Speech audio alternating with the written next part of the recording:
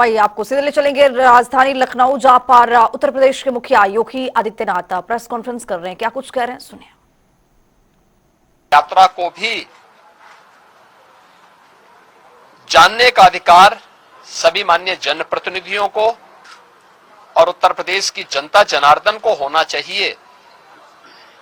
हमने आर्थिक उन्नयन कितना किया है, उत्तर प्रदेश की प्रति व्यक्ति आय में क्या वृद्धि हुई है, एम्प्लॉयमेंट जनरेशन की स्थिति क्या है, उत्तर प्रदेश की वित्तीय प्रबंधन को कैसे हमने लगातार एक विषम परिस्थितियों से उभार करके उत्तर प्रदेश को पिछले 5 वर्ष के अंदर, पिछले 5 वर्ष से लगातार रेवेन्यू सरप्लस स्टेट के रूप में स्थापित किया है। इन सब को लेकर के आर्थिक सर्वेक्षण की रिपोर्ट भी आज सदन में प्रस्तुत होगी और मुझे लगता है कि राज्यपाल जी के भाषण पे चर्चा के दौरान भी और बजट पे चर्चा के दौरान भी सभी माननीय सदस्य के लिए यह रिपोर्ट एक महत्वपूर्ण दस्तावेज होगा अपने डाटा को प्रस्तुत करने के लिए और उस पर चर्चा करने के लिए।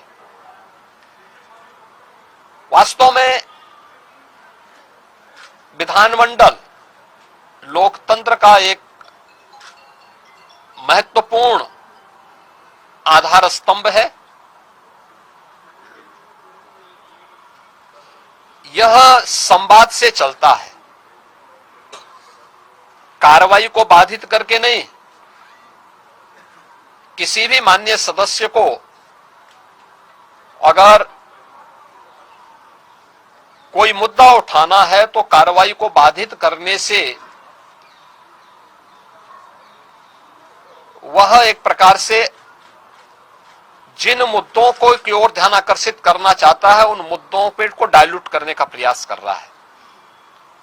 हम लोगों ने बार बार कहा है कि सरकार संवाद से समस्या का समाधान पर विश्वास करती है। सरकार हर मुद्दे पे चर्चा परिचर्चा करने को तैयार है।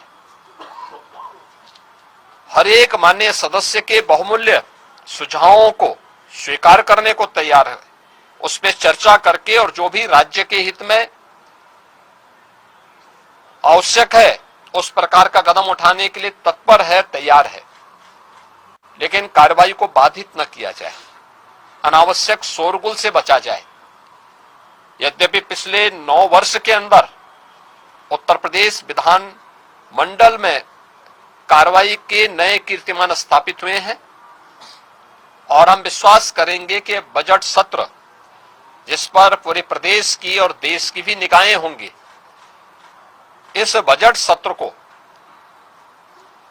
इन 2 महत्वपूर्ण सरकारी कार्यों के साथ ही तमाम प्रकार के विधायी कार्यों को माननीय सदस्यों के अपने महत्वपूर्ण मुद्दों को भी उठाने का एक मंच बनेगा।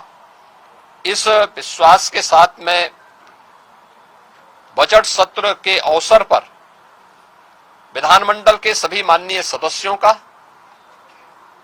और इस पूरी प्रक्रिया को सुचारू रूप से संपन्न करने के लिए विधानमंडल से जुड़े हुए जो हमारे अधिकारीगण हैं उन सब का भी, आप सभी का भी मैं हृदय से अभिनंदन करता हूं और विश्वास करता हूं कि बजट सत्र उत्तर प्रदेश के विकास की इस स्पीड को और तीव्र करने में एक बड़ी भूमिका का निर्वहन करेगा।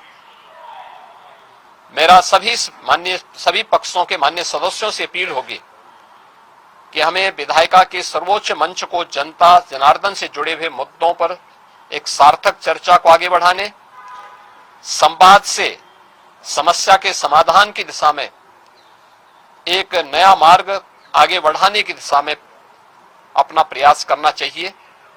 मैं सभी माननीय सदस्यों का बजट सत्र के अवसर पर, क्योंकि यह सत्र और यह वर्ष हमारी सरकार का 10वां बजट है, तो उस दृष्टि अत्यंत महत्वपूर्ण है। मैं सभी का एक बार फिर से सबका स्वागत करता हूं।